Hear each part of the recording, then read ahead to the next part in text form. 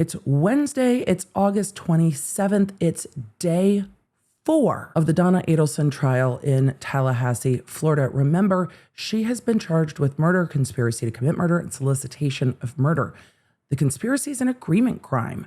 Who did she talk to about this? What acts did she take in furtherance of this conspiracy? Was it washing the money and dropping it off? Was it having all these conversations with Charlie?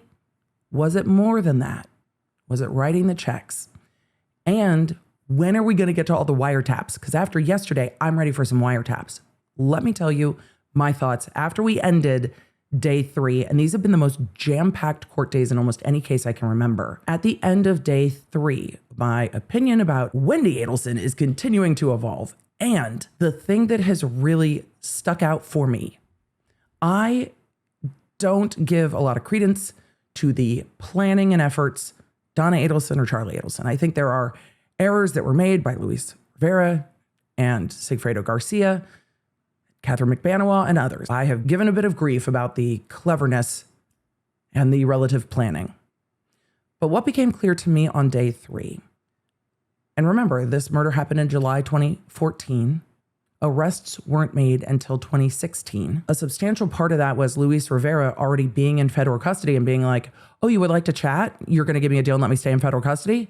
We're down. But they don't get to Luis Rivera until they start connecting people in Tallahassee back to the Adelson family. Because as Wendi said in her testimony, the only negative thing going on in Dan Markel's life was the divorce. And so when they knew where Dan Markel went the day of his murder, they dumped all the cell phone towers.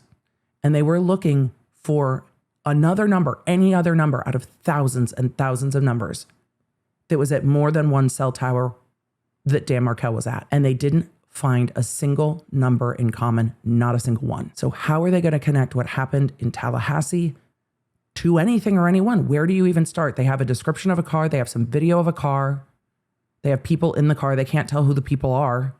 They can't make out the license plate number. At some point, they start looking for sun passes. Maybe they would have gotten to the rental car, which would have gotten them to Rivera and Garcia.Maybe they wouldn't have. But they get to one number. When they get to the phones of the Adelson family and who they're in contact with search warrant, they take all of the Adelson phones and they look at every number that those phones have been in contact with. Every single one. And then they compare it, well, computers compare it, but they compare it to the tower dumps. They find one call, 37 seconds long from July 1st, 2014. One call. Thousands and thousands and thousands and thousands of numbers. One phone call connects them. And that phone call wasn't even intended for the person it went to. It went to Harvey Adelson. It wasn't intended for him. Sigfredo Garcia was pissed at Charlie Adelson because Charlie had picked up Catherine Magbanua. Garcia's on again, off again, child's mother. Sigfredo Garcia got jealous, it seems, and calls up Charlie Adelson, he thinks, to give him a piece of his mind. Instead, he calls Harvey and leaves a voicemail of an angry nature that we have not heard. And then we see Catherine and Charlie texting the next day, July 2nd, about all of that. But that connection ties the people in Tallahassee, the driver and the gunman, to the Adelson family. One 37-second phone call. That's a voicemail. Absolutely wild. Do we have any other evidence that shows who rented the car for this June trip to Tallahassee on June 2nd? Yes. What's this? So there was a citation issued to Mr. Garcia driving that rental vehicle, that Nissan that we saw from the rental contract at Comfort. And this is the evening of June 2nd. Oh, sir. You got to be mindful with your driving when you criming. 9:48 p.m. So would this have been approximately an hour after 8:50 p.m. and about an hour after, or about maybe 45 minutes, I guess, after Catherine Magbanua is leaving the Comfort rental area? Yes. Okay. And what kind of car was he in when he received his traffic ticket? It is a 4-door silver Nissan. Okay, so it seems as if as soon as he rented that vehicle, within an hour, he's getting a traffic ticket in the vehicle. Yes. And are you familiar with Jeffrey Lacoste's statement that he drove a silver Nissan sedan at the time that this happened? Yes. Now, this traffic ticket that Garcia received, this would have received, or it would have created a record in law enforcement databases that he was in possession of this Nissan silver sedan, right? Correct. So after he got this traffic ticket, what did he do? Well, what we saw was an additional comfort rental contract where it would appear that he returned the Nissan and obtained a different vehicle. What? That's suspicious. That's weird. You're driving a rental car, you get a ticket, you immediately return the rental car. Okay. Based on the location info from her call detail records, can you determine the approximate time she encountered the roadblock on Trescott Drive? I can, yes. Okay. So we also have a receipt from ABC Fine Wine and Spirits that is time-stamped at 12:49 p.m. on the 18th. So looking at communication records with location, we see that she begins a voice call at 12:31 p.m. Her cell site is listed as the purple dot and starts at 12:31. We can see, this is slide 232. As we come down to about the middle here, she has an event at 12, or communication during this phone call with a cell site at 12:35, and then that call ends at 12:47. So we see again that will be consistent with her leaving the area of her residence sometime around the 12:31 time frame, and being in the area of, and this 12:47 cell site could be the ABC Liquors as well. We know the receipt time's just a couple of minutes later. So with that, and to slide 233, with that receipt being at 12:49, the voice call ending at 12:47, she would have passed by Mr. Markel's residence just prior to that. Okay, meaning maybe somewhere around 12:35 to 12:45. Correct. Did Dan Markel have the children the morning of July 18th and he took them to school that morning? He did, yes. Okay, looking at Wendi Adelson's call detail records, were you able to see her calls, who they were from and to, and the times on July 18th of 2014? Yes, so slide 234, a summary of her calls that morning. And we can see in the highlighted sections here, calls that would have been made or received after the time that she would have passed by the Markel residence. When she encountered that roadblock, the crime scene tape with the police cars behind it in front of the Markel residence, did she attempt to call Dan Markel to make sure he or the kids were okay? She did not. Did she attempt to call the children's daycare, creative preschool, to make sure that they made it to school and there wasn't some type of incident? She did not. Did she attempt to call 911 or law enforcement to see what was going on, since her children had been staying on that street? She did not. Did she just continue to the liquor store and then on to lunch? Correct. Are you familiar with a call that Wendi Adelson made while at TPD in front of TPD investigators to inform Donna Adelson of Dan Markel's shooting? Yes. And was that call made by Wendi Adelson to Donna Adelson at 7:04 p.m.? Yes, there were actually two close together there. Okay, thank you. Which co-conspirator did Donna Adelson call after that? So Is it looking Charlie? at Donna Adelson's locations and communication, there is a text message from Donna to Charlie, a chat that says, "Call us ASAP." Wendi calls Donna while she's at the police station being interviewed and tells Donna that Dan Markel's been shot. Donna texts Charlie, "Call us ASAP." So what we see is looking at the combined location information from both Donna Adelson and Harvey Adelson's cell phones, their locations. We see that they are consistent with leaving the South Miami, South Beach area around or a little before 8 p.m. and beginning to travel north. We see locations here on this slide through about 8:29 p.m. And if we continue, we see events at 8:35 p.m. again in the North Miami area, and then we don't have any other usable events with location until 10:53, at which point they're in the north area down here. You said that their last cell phone communication with location data was in North Miami at 8:35 p.m. and their next event with location after that was at 10:53 p.m. Are you familiar with Catherine Magbanua's statement that Charlie Adelson told her that his parents had just been at her home the night of Dan Markel's murder before she arrived at the home? Her home or his home? I'm sorry, his home, Charlie Adelson's home. Yes. Charlie Adelson's parents had just been at Charlie Adelson's home before Magbanua arrived that night. Correct.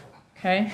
Is Charlie's home located between the location we see there for the cell site at 8:35 and the location for the cell site at 10:53?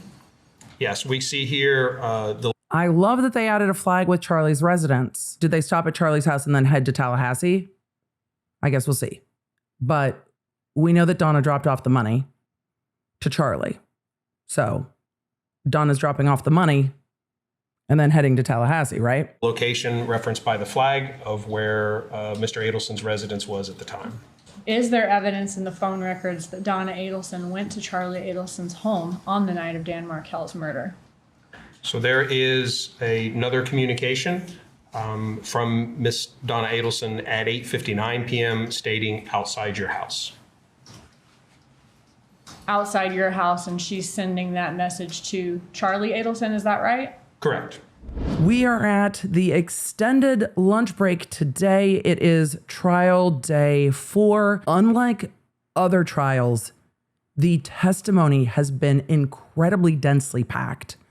There has been no downtime of just like exhibit this, exhibit that. So much information in this trial. And the prosecution barely takes a breath between questions. To be fair, this is the 4th time they've done this trial. So I imagine they feel fairly practiced at how this evidence is going to come in, what they are going to talk about, and when.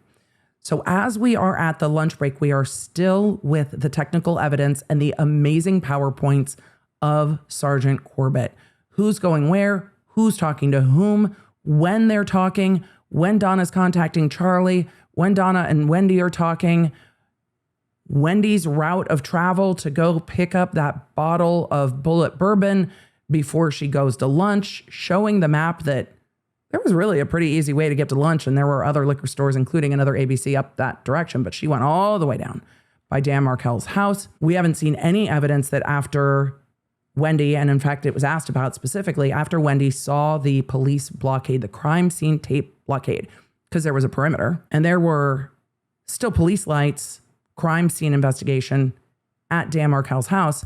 When Wendi got turned around at the perimeter, didn't roll down her window and ask the officer what was happening. In fact, the officer testified that Wendi came up to the perimeter and flipped around unusually fast. Didn't squeal tires or anything like that, but I mean, it was boom, boom, boom, and out. But what we also don't see is any indication anywhere that Wendi checked on Dan, checked on her kids, called law enforcement, seemed concerned or worried in any way. And then they get up in time to Wendi sitting down to be interviewed with law enforcement, calling Donna to let Donna know that Dan has been shot. At this point, Dan has not passed away, but he has been shot. He's in the hospital.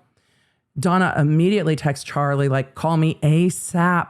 And in all the conversations and communications we see via text, none of them express concern, curiosity, worry for Wendi, for Dan Markel in the hospital, or for the children. It's get some sleep, sweetie.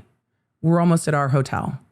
Because Donna leaves, and presumably Harvey, Donna leaves her residence, gets up to the area of Charlie's residence, and then gets on up to the Orlando area by almost 2 o'clock in the morning before making the rest of the way up to Tallahassee from Orlando.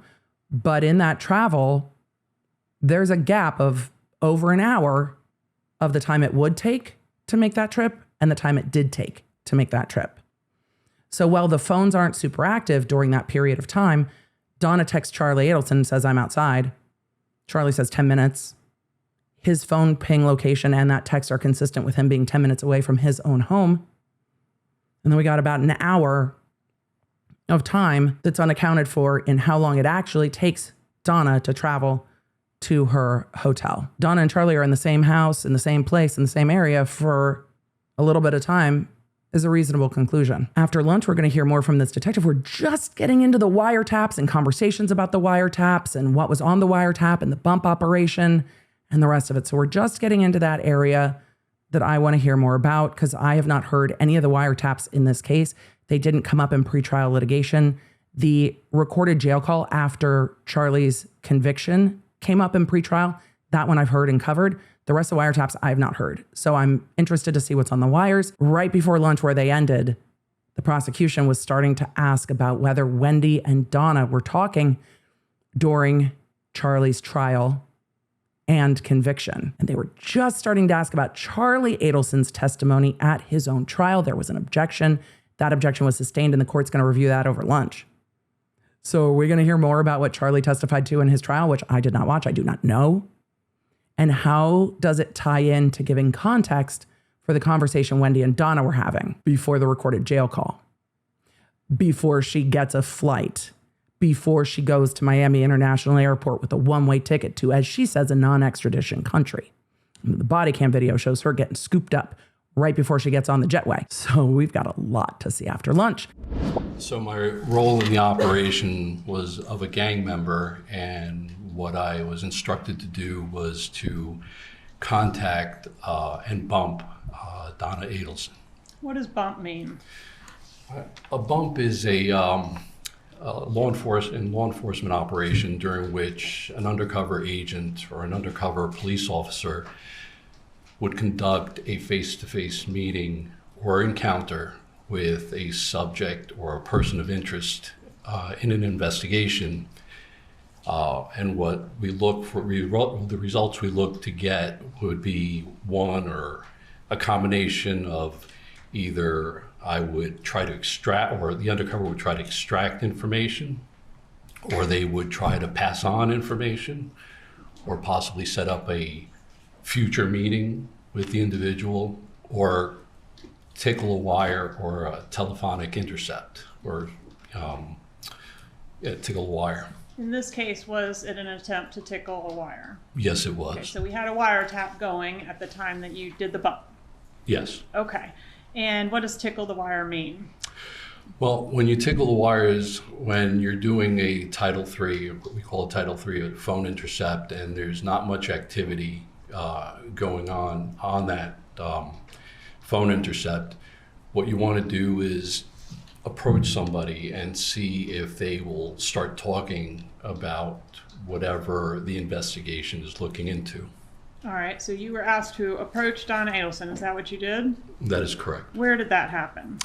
I believe that happened in South Miami, somewhere near her residence. Okay. And did you just walk up to her on the street, sidewalk? I did. Okay. And what did you do? Well, I was instructed to walk up to her and engage her in small discussion as to why I was meeting with her, and then eventually handing her a flyer. Okay. Is that what you did? Yes. Regular piece of paper? Yes. Okay. With a printout of an article relating to the murder of Dan Markel. Is that right? That is correct. And at this time, it's been a couple of years since the murder of Mr. Markel. Yes. Okay. And over here in handwritten, can you say what was printed there? Yes. Just call and text, and that's my undercover cell phone number and the $5,000 which was being asked for. And who is the first person that the defendant calls after the bump? Charlie Adelson. All right, is that call A? It is. Okay, publish call A, please. Oh, boy. Did someone write a letter to you or something? I've got some paperwork. Hand delivered to me. You're being sued? Well, that's what I thought it was, but I'm going to talk to you. What's, is it IRS? You know, the IRS people, they kind of bother me sometimes, but unfortunately not now. Okay. So I will talk to you. I'll give you a heads up if I'm going to drive off that way. Okay? And, Is Wendi all right? Is it involved Wendi? No. So let me just talk to you later, and if What is it? Is that his health okay? yeah, Does it involve me or other people? well, probably both of them. Charlie Adelson, does it involve me or other people? Donna Adelson, well, probably both of us. Charlie, what's that? Donna, probably the two of us. So you probably have a general idea what I'm talking about. Is there another call shortly after this one? There is. Tell us about the next call, call B. Call B is on the same day. It's from Mr. Charlie Adelson to Mrs. Donna Adelson, and it occurred about, I want to say about 20 minutes after the call we just listened to. Was it another bad review on Yelp? You know, there's reviews come in. Sometimes there are bad reviews. This is a particularly bad one. So, So I'm not being sued. no. Oh my God. Was it, can I ask you, is someone blackmailing you? Charlie, did your mom have to explain to you that the phones are tapped? Because you don't seem to give a fuck about the phones being tapped. Can I ask you, is someone blackmailing you? That's always a good possibility. Do you think someone is trying to blackmail you? Maybe, could be, I don't know. It's crazy that someone handed you a letter like that. I don't know. You do better just keep it up on, tomorrow. Donna's like, I want to talk to you in person, dude. Is the person like threatening you or anything? Charlie, is the person like threatening you or anything? Donna, you know, you never know how to interpret these things. So let's not worry and let's meet tomorrow. I think that's better.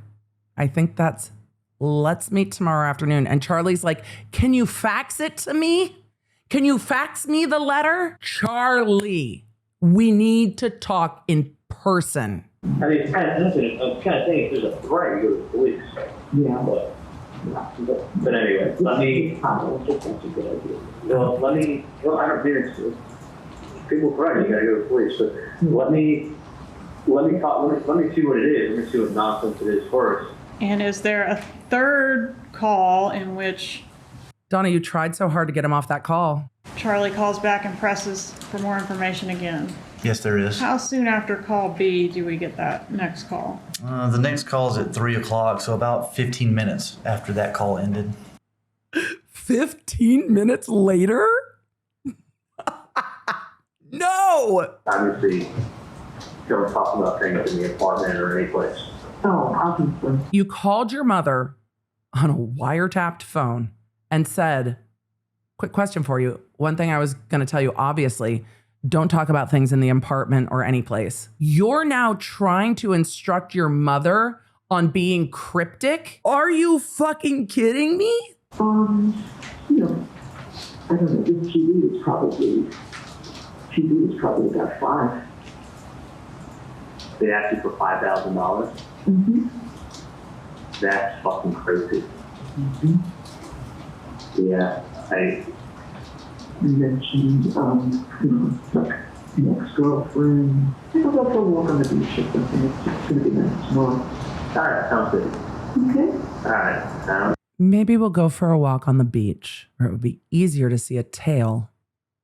They can't surveil from a car and you can see anybody coming. Good. Love you too, honey. Bye-bye. When Ms. Adelson is talking on this call that we just heard, she says that the undercover, quote, mentioned an ex-girlfriend.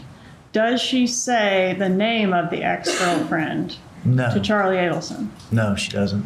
All right. Did the undercover say the name of an ex-girlfriend to Donna Adelson? Yes, he did. What did he say? He said Katie and Tudo. Okay. And does Charlie have more than one ex-girlfriend? Yes, he does. He has a litany of them, right? He does. Okay. So when Charlie hears ex-girlfriend, does he, in fact, on the next call one of his ex-girlfriends? Yes, he does. Okay. And he has not. Of course he fucking does. Donna, they mentioned something about your ex-girlfriend. Charlie. Katie! Okay, I just want you to listen to me. I'll be able to talk to you in person when I see you tomorrow. Okay. Because I don't know what's going on. Mm-hmm. But my mom walked the kids. I only heard part of the story. Mm-hmm. And I'm going to go down there and talk to her tomorrow to find out what's going on. Okay. If she didn't want to elaborate. Oh, so you knew she didn't want to elaborate. But she said that someone approached her on the street, called her by name, handed her an envelope with something in it. Yeah. And somebody she really wouldn't go into detail. I have no idea what this is in reference to. But something regarding her son. No. Something regarding his ex-girlfriend. Yes. And the person asking my mom for some money. What? They are into the testimony of Special Agent Sanford from the FBI. And now they're going through the bump operation and the wiretaps. So a lot of the day today was laying foundation for this evidence. So this is essentially your lead investigator over this information, the wiretaps, calls, videos, those things. So we saw the individual agents that needed to lay the foundation for what they did. And now all of it's going to come in with one investigator who's the lead investigator and knows all of the things. Boy, those wiretaps are fruitful for the prosecution. They talk to the special agent who did the bump operation. They talk about the bump operation, him approaching Donna Adelson, saying, hey, I know y'all are taking care of Katie and Tuto, but my brother, Luis Rivera, is in custody. You need to be taking care of him too. So you need to take care of us. She's like, well, what's this about? It's all written down. And then the second Donna seems to get home, she gets on the phone to Charlie. She tries to be vague. She tries to tell Charlie, hey, I got a thing hand delivered. We need to talk about it. And Charlie's like, oh my God, is it the IRS? Mom, did you forget? Did we not pay the Sun Pass? Are we being sued? Is it a bad Yelp review? And Donna's like, it's a pretty bad review. Charlie's actually, I think, thinking that there's a Yelp review. Donna's like, it's the worst. Donna says she wants to talk to Charlie in person. I'll come up there tomorrow. I want to talk to you in person. I don't think we should be talking about this over the phone. She gets off the phone with Charlie, making an agreement to see him in the afternoon the next day. And then 15 minutes later, Charlie calls back. Asks about just a few little things. Then, Mom, about that thing. What did they want? And he just keeps pushing and pushing and pushing on Donna to get more information. And Donna is trying to downplay and be vague. And he is just like, could it be the military? Could it be the government? Could it be this? Could it be that? What do you mean? What do you mean? What do you mean? She finally gets him back off the phone. And he calls back. What are they asking for? Could you take a photo of the letter that they hand delivered to you and send it to me? No, I don't want to do that. Mom, are you being blackmailed? Are they threatening you? Well, you never really know what somebody's doing, but maybe it's like that. If somebody's threatening you, it's bad. You should go to the police. Yeah, I understand, but I don't want to do that until I talk to you in person tomorrow. And Charlie pushes and pushes and pushes and pushes. And finally, Donna says, yeah, about a TV. It's about $5,000. And Charlie replies with, they're asking you for $5,000? Well, so much for trying to talk in code, Donna. What we don't hear on the wiretaps is that Donna seems confused, scared, concerned. Donna seems like she's doing everything in her damnedest to get Charlie to figure out what the fuck she's saying and stop talking on the phone so much. But in the very first call at the beginning, she says, it's about the two of us. So you probably know what it's about. And he's still just not picking it up. Donna is immediately clued in, but Donna also has the article about Dan Markel's murder that the agent gave her with some information written on it. Donna knows what it's about. And each phone call, Donna gives him a little bit more information and says, well, they mentioned an ex-girlfriend. They didn't. They mentioned Katie and Tuto. So she switches it. They're talking about an ex-girlfriend. What does Charlie do when he gets off the phone with Donna? He immediately calls Katie and tells her everything. But then he tells her, look, we're going to talk tomorrow. Just listen. When he talks to his mom, he says, don't talk in the apartment. So he's trying to tell his mom how to not get caught on a bug with the apartment, and proceeds to talk all the tea over a recorded line while his mom is trying to back away from the conversation as fast as possible. It's really wild to listen to. I can only imagine that when the FBI profilers looked at Charlie Adelson, they were like, if we go to mom, this is the script. This is what we're going to say. This is what we're going to do. Let's see what she does. And then she activates Charlie and he just starts spinning like a top. The FBI did their homework clearly, and everyone involved in this operation planned how they were going to just tickle the wires, tip Donna just a little bit so she would set Charlie into motion. I think they were worried if a man approached Charlie on the street, he would probably shut down. But when his mom comes to him, he can't stand not knowing everything. I don't think, really likes it. They didn't mention him at all. They didn't mention me. It was addressed to you. So weird. And then he starts just spinning and spinning and spinning and spinning. Really, really well done operation. And I wonder if everybody looking at this trial going, we've heard a lot about Wendi, is looking at these calls today going, damn, Donna, you were trying to get your son to shut the fuck up and he just was not listening to you. Thanks for joining me. If you enjoyed this episode and don't want to miss updates on your favorite cases, you're going to need the Law Nerd app at lawnerdapp.com. That way you can stay in the loop on the cases that matter most to you, and you never know when you're going to catch feelings for a new case. So make sure you get it for free on iOS and Android. Thank you for being here, and thank you for being a Law Nerd.